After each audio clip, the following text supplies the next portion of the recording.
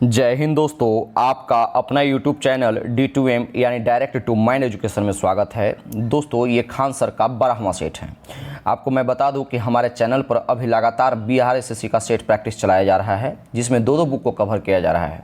एक तो खान सर के बुक को और दूसरा द प्लेटफॉर्म यानी रुक्मणी पब्लिकेशन को। आपको बता दूं कि अभी हमारे चैनल पर दो से बुक खत्म हो चुका है, वॉल्यूम 1 भी, और जितने भी प्रैक्टिस सेट हो चुके हैं यानी प्रीवियस ईयर का क्वेश्चन हो चुका है बिहार एसएससी का, वो सारे क्वेश्चन कराए जा चुके हैं। अगर आप मेरे चैनल से पहली बार जुड़ रहे हैं तो चैनल को सब्सक्राइब कर ले और बेल आइकन को प्रेस कर ले। इससे क्या होगा कि मैं जो भी वीडियो अपलोड करूंगा सबसे पहले आपको नोटिफिकेशन मिलेगा और आप निरंतर क्वेश्चन से अपडेट रहेंगे। साथ ही साथ इस वीडियो का पीडीएफ पाने के लिए टेलीग्राम डिस्क्रिप्शन में दिए हुए लिंक पर क्लिक कर हमारे टेलीग्राम चैनल से जुड़िए और वहां से वीडियो का पीडीएफ प्राप्त कर सकते हैं। आइए हम एक करके प्रश्नों को देखेंगे। प्रश्न संख्या 1 से। प्रश्न संख्या 1 क्या कहता है दोस्तों, आप देखेंगे। कहता है कि डैश साम्राज्य पहला अखिल भारतीय साम्राज्य था जिसके शासन क्षेत्र में अधिकांश वर्तमान भारतीय उपमहाद्वीप आते थे। तो इसका सही आंसर हो जाएगा ऑप्शन नंबर 3, मौर्य वंश। कौन सा साम्राज्य था दोस्तों? मौर्य साम्राज्य। आपको बता दूं कि मौर्य साम्राज्य किसके पहले और किसके बाद आया था, तो एक ट्रिक याद रखेंगे, हसीन माशुक। क्या? हसीन माशुक। इसमें क्या है आप ध्यान में रखेंगे, ह से हर्यक वंश, फिर शिशुनाग वंश, फिर नंद वंश, फिर मौर्य वंश, फिर शुंग वंश और इसके बाद फिर कर्ण वंश। यानी ये नंद वंश के बाद और शुंग वंश के पहले आने वाला ये साम्राज्य था। अगर इसका हम कार्यकाल की बात कर ले तो इसका पीरियड क्या था दोस्तों? तो इसका पीरियड था 322 बीसी से लेकर के 184 बीसी तक इसका पीरियड रहा था। इस साम्राज्य के संस्थापक कौन था दोस्तों? इस साम्राज्य का संस्थापक चंद्रगुप्त मौर्य था, जिन्होंने 305 ईस्वी में सेल्यूकस निकोटर को हराया था। इस साम्राज्य का सबसे अधिक विस्तार करने वाला सम्राट अशोक था, ध्यान में रखेंगे। इनके ही यानी चंद्रगुप्त मौर्य के शासन में एक और आया था यात्री, जिसका नाम था मेगस्थनीज। क्या नाम था? मेगस्थनीज। इन्होंने एक फेमस पुस्तक भी लिखा था जिसका नाम था इंडिका। इस मेगस्थनीज ने इंडिका में ही जो दोस्तों भारतीय समाज को 7 वर्गों में विभाजित किया, बताया था। कितने वर्गों में? 7 वर्गों में। तो इसका सही आंसर क्या है? Option number 3। ये सब मैं जितना भी फैक्ट मैं बता रहा हूं, ये सब सारा क्वेश्चन आपसे कई बार क्वेश्चन में पूछा भी है और पूछता भी है। तो इसका सही आंसर क्या हो जाएगा? Option number 3। अगला प्रश्न है, कहता है कि सांची को निम्नलिखित में से किस वर्ष यूनेस्को विश्व धरोहर स्थल घोषित किया गया था? तो सही आंसर लगाएंगे ऑप्शन नंबर 1, 1989 ईस्वी में। अच्छा, ये सांची का स्तूप है कहाँ? तो सांची का स्तूप जो है दोस्तों, यह मध्य प्रदेश में, कहाँ? मध्य प्रदेश में और रायसेन जिले में बेतवा नदी के किनारे स्थित है, जो कि एक बौद्ध स्मारक है। क्या है? बौद्ध स्मारक है। अच्छा, इसका निर्माण किसने करवाया था? तो इसका निर्माण जो है दोस्तों सम्राट अशोक ने करवाया था। तो इसका सही आंसर हो जाएगा ऑप्शन नंबर 1। अगला प्रश्न है, बैंकिंग के संबंध में CTS के लिए जो है एक संक्षिप्त रूप है यानी फुल फॉर्म पूछ रहा है। तो आंसर लगाएंगे check truncation system. Check truncation system, option number 2 इसका सही आंसर हो जाएगा। अगला प्रश्न देखिए, कहता है कि राष्ट्रीय खेल विश्वविद्यालय इम्फाल एक केंद्रीय विश्वविद्यालय है जिसकी स्थापना कब, किस वर्ष में हुई थी? पारित एक अधिनियम के तहत की गई थी। तो इसका सही आंसर हो जाएगा दोस्तों ऑप्शन नंबर 2, 2018 में पारित अधिनियम के तहत इसकी स्थापना हुई थी। ठीक है। अच्छा, कब हुआ था? तो 16 मार्च, नोट करिएगा, 16 मार्च 2018 को इसकी स्थापना किया गया था। तो इसका सही आंसर हो जाएगा ऑप्शन नंबर 2। अगला प्रश्न है कि मृदा प्रबंधन और फसल चक्र, खरपतवार और कीट नियंत्रण एवं फसलों की वृद्धि और खाद्य उत्पादन में महत्वपूर्ण भूमिका निभाने वाली जलवायु के अध्ययन से संबंधित विज्ञान क्या कहलाता है? आंसर लगाएंगे ऑप्शन नंबर 4, इसका करेक्ट आंसर हो जाएगा कृषि विज्ञान कहलाता है। अच्छा, कृषि विज्ञान का चर्चा आया है तो एक इंपॉर्टेंट फैक्ट इसको आप नोट कर लीजिएगा, जो कि मोस्ट इंपॉर्टेंट फैक्ट है, मैं नोट करा रहा हूं। किसान आयोग आपसे क्वेश्चन पूछेगा इस बार और कई बार पूछ भी चुका है। तो किसान आयोग की स्थापना कब हुई थी? तो किसान आयोग की स्थापना 18 नवंबर, कब? 18 नवंबर 2004 ईस्वी को हुई थी। तो इसका सही आंसर हो जाएगा ऑप्शन नंबर 4। अगला प्रश्न है, अपघटित पारिस्थितिकी तंत्र एवं और पारिस्थितिकी स्थिरता के संरक्षण और पुनर्जनन के माध्यम से एक क्षेत्र के विकास की प्रक्रिया डैश क्या कहलाती है? आंसर लगाएंगे ऑप्शन नंबर 4, पारिस्थितिकी विकास कहलाती है। क्या कहलाती है? पारिस्थितिकी विकास। इंपॉर्टेंट फैक्ट नोट करिए कि पारिस्थितिकी विकास के जनक किसे कहा जाता है? तो पारिस्थितिकी विकास के जनक जो है दोस्तों रामदेव मिश्र। नोट करिए, एकदम इंपॉर्टेंट क्वेश्चन है, रामदेव मिश्र को कहा जाता है। अगला प्रश्न है कि टूर्नामेंट में ओपन एरा की शुरुआत डैश किस वर्ष में हुई, जब ग्रैंड स्लैम टूर्नामेंट से पेशेवर खिलाड़ियों को नवोदित खिलाड़ियों के साथ प्रतिस्पर्धा करने की अनुमति दी? तो सही आंसर हो जाएगा ऑप्शन नंबर 2, 1968 ईस्वी में। अगला प्रश्न है कि लैम्बगन बुमनी निम्नलिखित में से किस राज्य का एक प्रदर्शनकारी लोक नृत्य है? आंसर लगाएंगे ऑप्शन नंबर 1, लैम्बेंग बुमनी जो है दोस्तों यह त्रिपुरा का प्रदर्शनी नृत्य है, यानी ऑप्शन नंबर 1 इसका सही आंसर हो जाएगा। अगला प्रश्न है एग्जाम वॉरियर्स नामक पुस्तक के लेखक कौन है? सही आंसर लगाएंगे ऑप्शन नंबर 4, नरेंद्र मोदी। इसमें जो है बच्चों को कैसे एग्जाम में सुधार लाया जाएगा इसके बारे में जिक्र किया गया है। अगला प्रश्न है कि मनुष्य में गुणसूत्रों के कितने युग्म होते हैं? आंसर लगाएंगे ऑप्शन नंबर 3, 23 गुणसूत्र की जोड़ी होते हैं, यानी 23 दूनी 46। ऑप्शन नंबर इसका 3 होगा, जिसमें 22 जो है वो समान गुणसूत्र होते हैं, प्लस में 1 जो है दोस्तों वो अनसमान गुणसूत्र होते हैं। तो सही आंसर हो जाएगा ऑप्शन नंबर 3। अगला प्रश्न है क्वेश्चन नंबर 11 क्या कहता है? कहता है कि निम्नलिखित में से कौन सा पुरस्कार प्रतिष्ठित अंतर्राष्ट्रीय खेल प्रतिस्पर्धाओं में पदक विजेताओं के कोच को प्रदान किया जाता है या दिया जाता है? आंसर लगाएंगे यानी शिक्षक को या फिर इसके जो कोच को जो दिया जाने वाला पुरस्कार होता है, ऑप्शन नंबर 3, द्रोणाचार्य पुरस्कार दिया जाता है। हालांकि आदिवासी जनजाति के द्वारा इस पुरस्कार का नाम बदलने की मांग की गई है, तो इसका सही आंसर हो जाएगा ऑप्शन नंबर 3। अगला प्रश्न देखेंगे क्वेश्चन नंबर 12 क्या कहता है? 12 नंबर प्रश्न है कि हिंदू विधवा पुनर्विवाह अधिनियम निम्नलिखित में से किस वर्ष से लागू किया गया था? आंसर लगाएंगे ऑप्शन नंबर 4, 1856 ईस्वी से। अच्छा, इस समय जो है वो गवर्नर जनरल कौन था? तो इन समय जो है दोस्तों गवर्नर जनरल था लॉर्ड डलहौजी। कौन था? नोट करिएगा, पूछेगा, आप लॉर्ड कैनिंग नहीं लगाएंगे। इस समय गवर्नर जनरल लॉर्ड डलहौजी था। इसका शासनकाल क्या था? तो 1848 से लेकर के 1856 ईस्वी के बीच में इसका शासनकाल रहा था। ठीक है, जिसमें जो है हिंदू पुनर्विधवा निर्माण में जो है पुनर्विवाह अधिनियम में मुख्य रोल जो निभाने वाले ईश्वर चंद्र विद्यासागर भी थे। ठीक है, तो इसका सही आंसर क्या हो जाएगा? Option number 4। अगला प्रश्न है कि विलियम जोन्स कंप निम्नलिखित में से किस खेल से संबंधित है? सही आंसर लगाएंगे ऑप्शन नंबर 2, ये बास्केटबॉल से संबंधित है। साथ ही साथ ध्यान में रखेंगे कि यह राजस्थान का राजकीय खेल भी है, यह राजस्थान का राजकीय खेल है। अगला प्रश्न है क्वेश्चन नंबर 14 क्या कहता है? कहता है कि 2011 की जनगणना के अनुसार निम्नलिखित में से किस राज्य का लिंगानुपात 900 से कम है? आंसर लगाएंगे ऑप्शन नंबर 2, हरियाणा राज्य का जो है लिंगानुपात 900 से कम है। तो कितना है? 879। आपको बता दें कि भारत का लिंगानुपात कितना है? तो नोट करिए 940, जबकि मध्य प्रदेश का कितना है? तो 931, माफ कीजिएगा। और अगर हम झारखंड की बात कर ले तो झारखंड का है 948, और असम की बात कर ले तो असम का है 958। तो इसका सही आंसर क्या हो जाएगा? Option number 2। अगला प्रश्न है कि प्राचीन भारत में लोग इस बात पर विश्वास करते थे कि जब ब्राह्मणों को सहयोग से डैश अनुष्ठान किया जाता है तो बलिदानी व्यक्ति का अगले जन्म में एक क्षत्रिय के रूप में पुनर्जन्म होता है, चाहे वह जन्म से क्षत्रिय न हो। यह जो है दोस्तों वो कौन से अनुष्ठान के द्वारा यह बात कही जाती है? तो इसका आंसर लगाएंगे ऑप्शन नंबर 1, हिरण्य गर्भ अनुष्ठान से। अगला प्रश्न है, कहता है कि पृथ्वी की सतह के नीचे सबसे नजदीकी खनिज केवल डैश प्रक्रिया के द्वारा खोद कर निकाले जा सकते हैं? आंसर लगाएंगे ऑप्शन नंबर 2, उत्खनन के माध्यम से, यानी जिसको आप क्वायरिंग कहते हैं, न कि माइनिंग और ड्रिलिंग के माध्यम से। अगला प्रश्न है कि जीव जंतुओं के संरचना, स्वरूप और पारिस्थितिकी वितरण के वैज्ञानिक अध्ययन को क्या कहा जाता है? सही आंसर लगाएंगे ऑप्शन नंबर 1, जंतु विज्ञान यानी बायोलॉजी। अगला प्रश्न है, देखेंगे ये सब क्वेश्चन बिल्कुल कॉमन सेंस का क्वेश्चन है और आप बहुत बार ये सब पढ़ चुके होंगे। अगला प्रश्न कहता है कि उत्तर प्रदेश के बाद किस राज्य में लोकसभा की सीटों की संख्या सबसे अधिक है? तो उत्तर प्रदेश की अगर बात जो है आता है तो आप महाराष्ट्र लगाएंगे। तो उत्तर प्रदेश में कितना है? तो लोकसभा की सीटों की संख्या टोटल 80 है, जबकि महाराष्ट्र में 48 है। इसके बाद बिहार का नंबर आता है, वो कितना है? इसमें 40 है, ध्यान में रखेंगे। बाकी तमिलनाडु का 39 है और आंध्र प्रदेश और राजस्थान का सीट जो है लगभग बराबर है, यानी लगभग क्या बराबर है, टोटल 25 है। इसका सही आंसर हो जाएगा ऑप्शन नंबर 2। अगला प्रश्न है, कहते हैं कि 1918 में खेड़ा में आई बाढ़ के बाद निम्नलिखित में से किसने अंग्रेजों के खिलाफ no tax campaign, no tax campaign का मतलब क्या है कि नहीं टैक्स नहीं देना, ठीक है, का नेतृत्व किसने किया था? तो आपको बता दें कि महात्मा गांधी जो है दोस्तों वो 9 जनवरी 1915 को भारत आ गए थे। कब आए थे?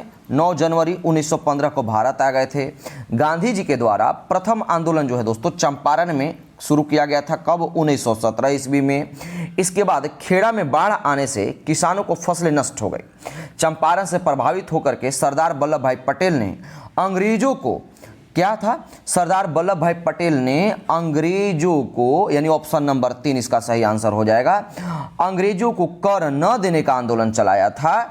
बाद में 22 मार्च 1918 को गांधी जी के द्वारा इसे अपने हाथों में ले लिया गया था। कब? 22 मार्च 1918 ईस्वी को। तो इसका सही आंसर हो जाएगा नो टैक्स कंपन चलाने का नेतृत्व किसने किया था? तो ऑप्शन नंबर 3 सरदार वल्लभ भाई पटेल। ये मोस्ट इंपॉर्टेंट क्वेश्चन है, इसको नोट कर लीजिएगा, किसी न किसी एग्जाम में ये छपेगा। अगला प्रश्न देखेंगे, क्वेश्चन नंबर 20 क्या कहता है? कहता है कि महिला उद्यमिता दिवस प्रतिवर्ष कब मनाया जाता है? तो सही आंसर लगाएंगे ऑप्शन नंबर 1 19 नवंबर को। अगला प्रश्न है कि विश्व दर्शन दिवस प्रतिवर्ष नवंबर के तीसरे सप्ताह को मनाया जाता है, यानी कौन से दिन को? तो 21 का आंसर लगाएंगे ऑप्शन नंबर 3 गुरुवार को। अगला प्रश्न है कि किस मंत्रालय के द्वारा, किस मंत्रालय या संस्थान के द्वारा जो है वित्तीय वर्ष 2019-20 के लिए स्थिर मूल्यों यानी 2011-12 और वर्तमान मूल्यों दोनों पर राष्ट्रीय विकास आय के अंतिम अनुमान जारी किया गया है? तो सही आंसर लगाएंगे ऑप्शन नंबर 2 राष्ट्रीय सांख्यिकी कार्यालय के द्वारा। आपको बता दें कि इसकी जो स्थापना हुई थी, यानी राष्ट्रीय सांख्यिकी कार्यालय की जो स्थापना हुई थी वो 12 जुलाई, कब हुई थी? 12 जुलाई 2006 ईस्वी को हुई थी। ध्यान में रखिएगा दोस्तों। तो इसका सही आंसर हो जाएगा ऑप्शन नंबर 2। अगला प्रश्न देखेंगे, क्वेश्चन नंबर 23 क्या कहता है? 23 नंबर प्रश्न साइंस का प्रश्न है। कहता है कि जड़त्व को किसके द्वारा मापा जा सकता है? तो आंसर लगाएंगे जड़त्व को जो है दोस्तों, पहले आपको मैं बता दूं कि जड़त्व कहते किसे हैं। तो जड़त्व जो है दोस्तों किसी वस्तु का वह गुण जो उसकी गति की अवस्था में किसी प्रकार के परिवर्तन का विरोध करता है, उसे हम जड़त्व कहते हैं। आपसे पूछा है कि जड़त्व को जो है तो किसके द्वारा मापा जा सकता है? तो इसका सही आंसर हो जाएगा ऑप्शन नंबर 1 द्रव्यमान के माध्यम से। अगला प्रश्न है कि भारतीय रिजर्व बैंक अधिनियम 1934 की धारा, यानी कौन सी धारा के अनुसार बैंकों को सभी मूल्य वर्गों के नोट जारी करने का पूर्ण अधिकार प्राप्त है? तो सही आंसर हो जाएगा ऑप्शन नंबर 4 धारा 22 के तहत। अगला प्रश्न देखेंगे, अच्छा आरबीआई का जिक्र आया है, तो आरबीआई की स्थापना कब हुई थी? जो लोग नए हैं वो जान लेंगे। तो आरबीआई की स्थापना 1 अप्रैल, कब? 1 अप्रैल 1935 ईस्वी को इसकी स्थापना हुई थी। अगला प्रश्न देखेंगे, क्वेश्चन नंबर 25 देखिए क्या कहता है। क्वेश्चन नंबर 25 है कि निम्नलिखित में से कौन 2020-21 हीरो इंडियन सुपर लीग का प्रतिभागी नहीं है? ध्यान में रखेंगे। 25 का सही आंसर हो जाएगा ऑप्शन नंबर 4 कोची एफसी। अगला प्रश्न है कि पौधों और पशुओं में जैविक घटनाओं जैसे फूलाना, पत्तियों का खिलना निकलना, सुष्पावस्था या प्रजनन और प्रावासन आदि के सामान्य समय अध्ययन क्या कहलाता है? आंसर लगाएंगे ऑप्शन नंबर 2 ये फिनोलॉजी कहलाता है। अगला प्रश्न है क्वेश्चन नंबर 27 क्या कहता है? कहता है कि भारतीय दंड संहिता की धारा 354 जो है किससे संबंधित है? आंसर लगाएंगे ऑप्शन नंबर 1 यह 354 जो है तो किसी स्त्री की लज्जा भंग करने के उद्देश्य से उस महिला पर हमला करने या उस पर आपराधिक बल का प्रयोग करने से संबंधित है। अगला प्रश्न है कि भारत के कितने राज्यों में द्विसदनीय विधान मंडल है? तो इसका सही आंसर क्या हो जाएगा दोस्तों? ऑप्शन नंबर 3 कई बार क्वेश्चन पूछा है। 6 राज्यों में द्विसदनीय विधानमंडल है। द्विसदनीय मतलब जहां पे विधानसभा और विधान परिषद दोनों होता है। अच्छा वो राज्य कौन कौन से हैं तो नोट कर लीजिएगा। उत्तर प्रदेश यानी यूपी हो गया, बिहार हो गया, आंध्र प्रदेश हो गया, महाराष्ट्र हो गया, कर्नाटक और तेलंगाना। तो इसका सही आंसर हो जाएगा ऑप्शन नंबर 3। अगला प्रश्न देखिएगा क्या कहता है? कहता है कि स्वामी दयानंद सरस्वती के द्वारा, क्या है? दयानंद सरस्वती के द्वारा आर्य समाज की स्थापना किए जाने के समय भारत का वायसराय कौन था? तो आपको पहले बता दूं कि आर्य समाज की स्थापना हुई कब थी? तो 10 अप्रैल, कब? नोट करिए, 10 अप्रैल 1875 ईस्वी को मुंबई में हुई थी। उस समय जो है दोस्तों भारत का वायसराय लॉर्ड नॉर्थब्रुक था, यानी ऑप्शन नंबर 3 इसका सही आंसर हो जाएगा। अगला प्रश्न, निम्नलिखित में से कौन सा भारत का पहला स्वदेश विकसित टीका है जिसे सीरम इंस्टीट्यूट ऑफ इंडिया ने bill and Melinda Gates foundation के और पाथ के सहयोग से विकसित किया है? सही आंसर लगाएंगे ऑप्शन नंबर 4 एंथ्रेक्स। अगला प्रश्न देखिएगा, कहता है कि निम्नलिखित में से कौन सा बांध स्वर्ण रेखा नदी पर बनाया गया है? वीवीआई क्वेश्चन है, वो स्टेट लाइन का स्टैटिक क्वेश्चन है, ध्यान में रखिएगा। लेकिन कौन सा क्वेश्चन है? तो इसका सही आंसर क्या हो जाएगा 31 का ऑप्शन नंबर 2, स्वर्ण रेखा पर बनाए जाने वाले वो चांडिल बांध। कौन सा है? चांडिल बांध। वीवीआई क्वेश्चन है, ध्यान में रखिएगा। अगला प्रश्न है कि 19वीं शताब्दी के एक महान समाज सुधारक नारायण गुरु का जन्म किस राज्य में हुआ था? तो 32 का सही आंसर लगाएंगे दोस्तों ऑप्शन नंबर 2, ये केरल राज्य में इनका जन्म हुआ था। बता दें कि नारायण गुरु का संबंध जो है दोस्तों, ये कौन थे? एक महान संत एवं समाज सुधारक थे। अगला प्रश्न देखेंगे क्वेश्चन नंबर 32 के बाद क्वेश्चन नंबर 33 क्या कहता है? 33 नंबर प्रश्न है दोस्तों, कहता है कि उड़ीसा में, उड़ीसा राज्य का धेन का क्या है? उड़ीसा राज्य का धेन का एक लोकप्रिय जो है वो वाद्य यंत्र है। तो किस प्रकार का वाद्य यंत्र है? तो सही आंसर लगाएंगे ऑप्शन नंबर 4, कोर्डोफोन। अगला प्रश्न है कि मौन मुस्कान की मार, वीवीआई क्वेश्चन नोट करिएगा, इस तरह का क्वेश्चन आपसे पूछता है। मौन मुस्कान की मार नामक पुस्तक के लेखक कौन है? सही आंसर लगाएंगे option number 4, Ashutosh Rana.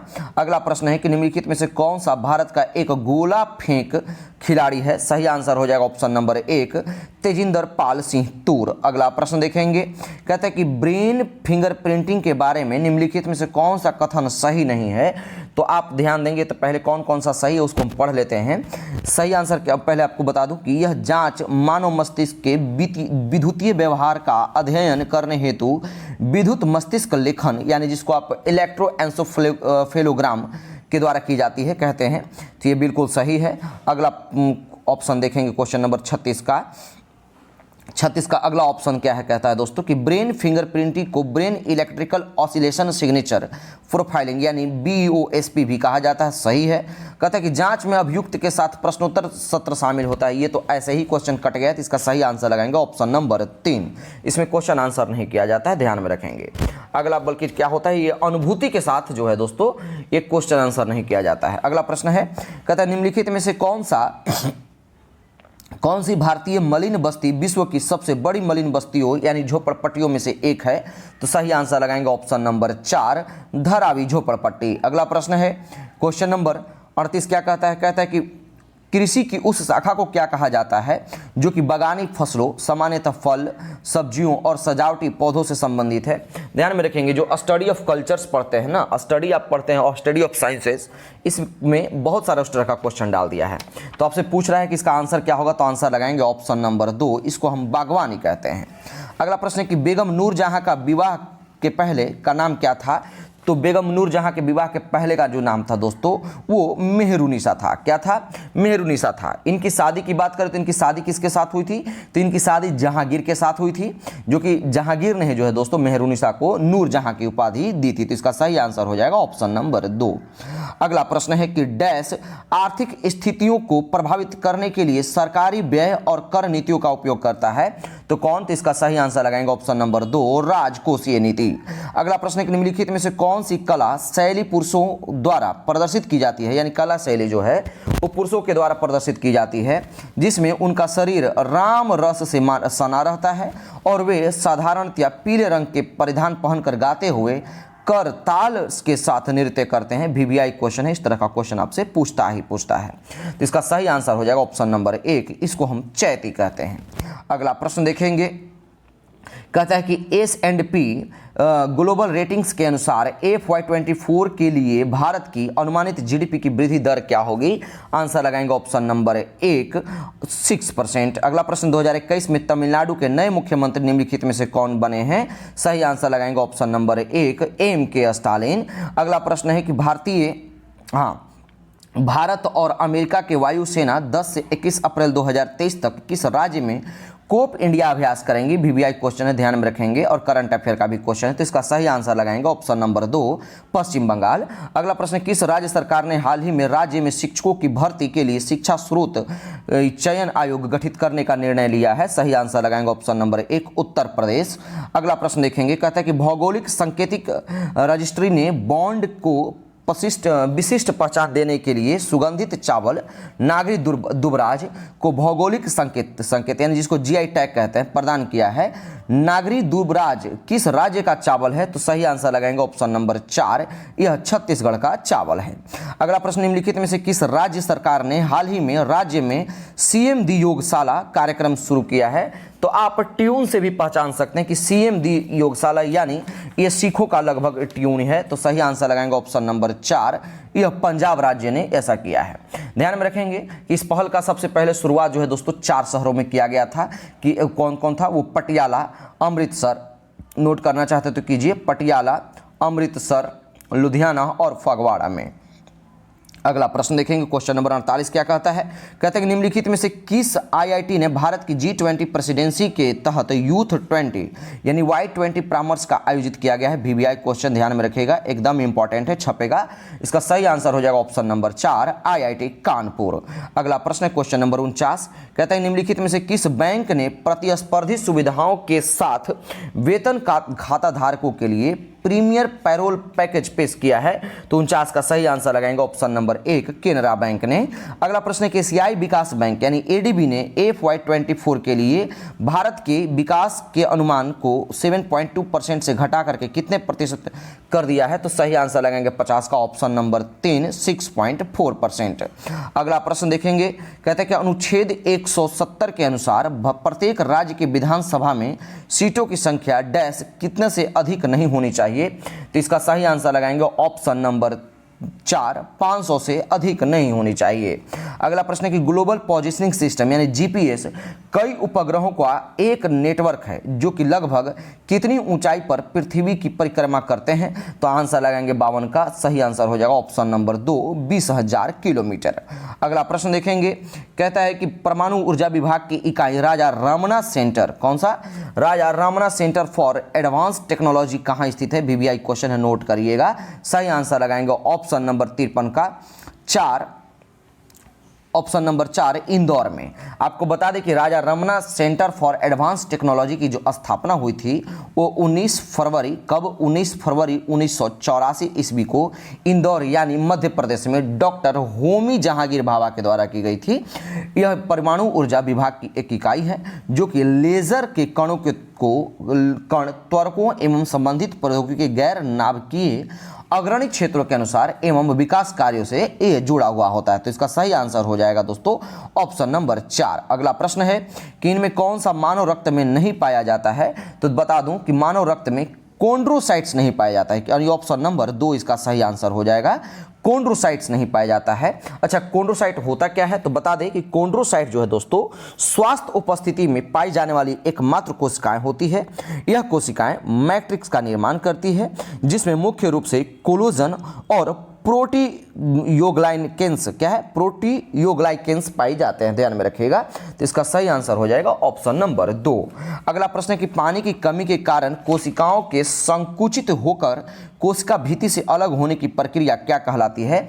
Answer लगाएंगे ऑप्शन नंबर 4 प्लाज्मोलिसिस। क्या कहलाती है दोस्तों? तो प्लाज्मोलिसिस। अगला प्रश्न है 55 के बाद 56 नंबर क्या कहता है? कहता है कि केंद्रीय प्रदूषण नियंत्रण बोर्ड द्वारा रात्रि के दौरान आवासीय क्षेत्रों के लिए प्रस्तावित मानक शोर स्तर कितना है?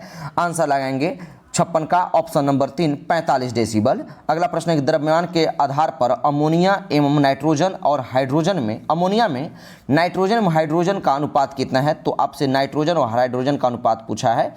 आंसर लगाएंगे 57 का ऑप्शन नंबर 2 14:3। अगला प्रश्न देखेंगे क्या कहता है 58 के बाद 58 नंबर प्रश्न कहता है कि पहली पीढ़ी के कंप्यूटर प्रणालियां किस पर आधारित थी? आंसर लगाएंगे ऑप्शन नंबर 3, ये वैक्यूम ट्यूब पर आधारित थी, जबकि दूसरा जो है दोस्तों ट्रांजिस्टर पर, तीसरा आईसी चिप पर। अगला प्रश्न देखिए, कहते हैं कि इनमें से किस संस्थान को परमाणु एवं त्वरक प्रौद्योगिकी पर आधारित अनुसंधान के क्षेत्र में शामिल संस्थानों की जननी माना जाता है? सही आंसर लगाएंगे ऑप्शन नंबर 1, भाभा परमाणु अनुसंधान केंद्र। अगला प्रश्न है कि निम्नलिखित में से कौन सा पर्वतीय दर्रा भारत, चीन और म्यांमार के त्रिसंधि का निर्माण करता है? तो वीवीआई क्वेश्चन, इसको नोट करिएगा। सही आंसर हो जाएगा 60 का ऑप्शन नंबर 3, दीफू दर्रा। कौन सा? दीफू दर्रा। अगर इस दर्रे की ऊंचाई की बात कर ले तो इस दर्रे की ऊंचाई 4587 मीटर है, जो कि हिमालय श्रेणी में स्थित है, ध्यान में रखेंगे। साथ ही साथ अक्टूबर 1960 ईस्वी में, कब? अक्टूबर 1960 ईस्वी में चाइना और म्यांमार ने अपनी सीमा को दीफू दर्रे तक सीमांकित किया था। तो इसका सही आंसर हो जाएगा ऑप्शन नंबर 3। अगला प्रश्न है कि किन भूकंपीय तरंगों में अनुप्रस्थ विस्थापित शामिल होती है? आंसर लगाएंगे ऑप्शन नंबर 3, एस तरंगे में। अगला प्रश्न है कि चंद्रमा पर कदम रखने वाला दूसरा व्यक्ति कौन था? तो पहला तो नील आर्मस्ट्रांग था, जबकि दूसरा व्यक्ति का क्या नाम क्या था? तो बज एल्ड्रिन, यानी ऑप्शन नंबर 3 इसका सही आंसर हो जाएगा। अगला प्रश्न देखेंगे, क्वेश्चन नंबर 62 के बाद 63 नंबर क्या कहता है? कहता है कि कंप्यूटर में डिलीट की गई फाइलें कहाँ चली जाती हैं? तो आगे लगाइए ना, रिसाइकल बिन में, यानी डस्टबिन से याद रखिएगा। आंसर हो जाएगा ऑप्शन नंबर 4, रिसाइकल बिन में। अगला प्रश्न है कि भारतीय योजना आयोग का गठन किस वर्ष किया गया? वीवीआई क्वेश्चन, एकदम छापना है छाप लीजिए, दिमाग में कॉपी में जहां छापना है छाप लीजिए। तो भारतीय योजना आयोग की जो स्थापना हुई थी दोस्तों, ऑप्शन नंबर 4 इसका सही आंसर हो जाएगा। 15 मार्च, नोट करिएगा, 15 मार्च 1950 ईस्वी को इसका स्थापना हुआ था। अच्छा, अब ये पहले तो योजना आयोग था, बाद में ये जो है दोस्तों क्या बन गया? तो 13 अगस्त 214 को, 13 अगस्त 2014 को जो है दोस्तों योजना आयोग को समाप्त करके 1 जनवरी 2015 ईस्वी को इसकी एक नीति आयोग की स्थापना इसकी जगह पे की गई। अगर नीति का जिक्र आया है तो नीति आयोग का फुल फॉर्म, नीति का फुल फॉर्म आप देख लीजिए, नीति NITI, इसका फुल फॉर्म क्या होता है? तो national institution for transforming India. क्या? National institutions for transforming India. तो इसका सही आंसर हो जाएगा ऑप्शन नंबर 4। अगला प्रश्न देखिए, कहता है कि निम्नलिखित में से कौन सा पादप हार्मोन वृद्धि को रोकता है और पत्तियों को मुरझाने के लिए जिम्मेदार है? तो 65 का सही आंसर लगाएंगे ऑप्शन नंबर 2, एब्सिसिक एसिड। बता दें कि एब्सिसिक एसिड जो है दोस्तों पादप हार्मोन को वृद्धि को रोकता है और तथा इसमें साइटोकाइनिन हार्मोन कोष का विभाजन करता है। ठीक है, तो इसका सही आंसर क्या हो जाएगा? ऑप्शन नंबर 2, इसको हम ABA भी कहते हैं। क्या बोलते हैं? ABA। अगला प्रश्न देखिए, क्वेश्चन नंबर 66 क्या कहता है? कहता है कि प्रकाश वर्ष नामक इकाई का उपयोग किसके मापने के लिए किया जाता है? आंसर लगाएंगे दूरी को मापने के लिए किया जाता है। अगला प्रश्न, निम्नलिखित में से कौन सा पादप हार्मोन पौधे के तने के विकास में मदद करता है? आंसर लगाएंगे ऑप्शन नंबर 4, जिबरेलिन हार्मोन। अगला प्रश्न देखिएगा क्या कहता है? कहता है कि इनमें से किसे आधुनिक अनुवांशिक के जनक यानी फादर ऑफ मॉडर्न जेनेटिक्स के रूप में जाना जाता है? तो सही आंसर लगाएंगे ऑप्शन नंबर 2, ग्रेगर मेंडल को। अगला प्रश्न है कि स्थानिक प्रजातियां पौधे और जानवरों की वे प्रजातियां हैं जो, इसका सही आंसर हो जाएगा ऑप्शन नंबर 2, केवल एक विशेष क्षेत्र में पाई जाती हैं। ये आप वर्ड से ही पकड़िए, स्थानीय प्रजाति का जिक्र किया हुआ है। अगला प्रश्न है क्वेश्चन नंबर 70 क्या कहता है? देख लीजिएगा, 70 नंबर प्रश्न है दोस्तों कि मत्स्य वर्ग, जिसको आप पाइसिज भी कहते हैं, पूर्ण रूप से जलीय जंतु है। निम्नलिखित विकल्पों में से कौन सा उनकी एक विशेषता नहीं है? तो इसका मैं आपको आंसर बता दूं तो पहले देख लीजिएगा कि उनकी त्वचा सल्कों से ढकी होती है, बिल्कुल सही है। ये उष्ण रक्त वाले जीव होते हैं, ये गलत है। ये उष्ण नहीं बल्कि शीत रक्त वाले ये जीव होते हैं।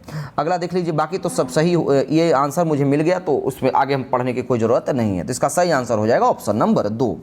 अगला प्रश्न है कि हिंदू कुश पर्वत की सबसे ऊंची चोटी कौन सी है? तो हिंदू कुश पर्वत की सबसे ऊंची चोटी है जो दोस्तों वो तिरिचमीर है। क्या नाम है? आंसर लगाएंगे, वीवीआई क्वेश्चन है, तिरिचमीर है। इसकी ऊंचाई देख लें तो 7708 मीटर है। कितना? 7708 मीटर इसकी ऊंचाई है। तो इसका सही आंसर हो जाएगा ऑप्शन नंबर 2। अगला प्रश्न है कि उद्यम अभिलाषा कार्यक्रम किस संस्थान के द्वारा शुरू किया गया था?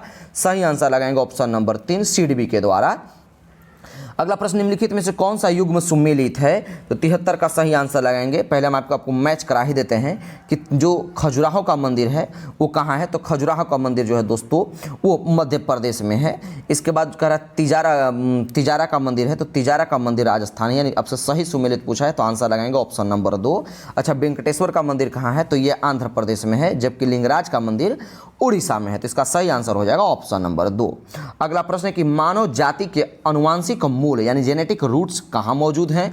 तो आंसर लगाएंगे 74 का। दोस्तों मैं आपको बता दूं तो इसका सही आंसर क्या हो जाएगा? ऑप्शन नंबर 3, ये ऑस्ट्रेलिया में है। आपको बता दूं कि मानव जाति के अनुवांशिक मूल जो है दोस्तों, माफ कीजिएगा, ऑस्ट्रेलिया नहीं बल्कि कहाँ है, ये अफ्रीका में है। कहाँ है दोस्तों? अफ्रीका में है। अच्छा, ये होता क्या है? तो आपको मैं बता दूं कि मनुष्यों को होमो सैपियंस प्रजाति में वर्गीकृत किया गया है, जिसे कार्ल लिनियस ने 18वीं शताब्दी, कौन सा 18वीं शताब्दी की किताब यानी सिस्टेमा नेचुरी में गढ़ा था। होमो सैपियंस का अर्थ होता क्या है?